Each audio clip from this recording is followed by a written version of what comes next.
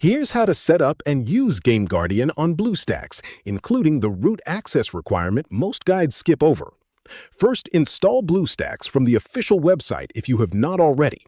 The standard BlueStacks instance will not be enough for Game Guardian to work properly because Game Guardian requires root access to read and modify game memory. When creating your instance in the Multi-Instance Manager, specifically select a rooted instance. Without this, most of Game Guardian's core features will simply not function. Download the Game Guardian APK from the official Game Guardian website, not from random third-party sites.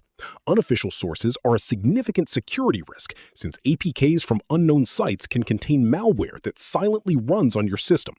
Once downloaded, drag the APK into your BlueStacks window or use the Install APK option in the sidebar. Once installed, open Game Guardian from your home screen and grant any permissions it requests. These are required for it to access and modify game memory, which is its entire purpose. Then open the game you want to inspect while Game Guardian is running. Game Guardian will interface with it and allow you to search for and modify specific values in memory. Two important caveats.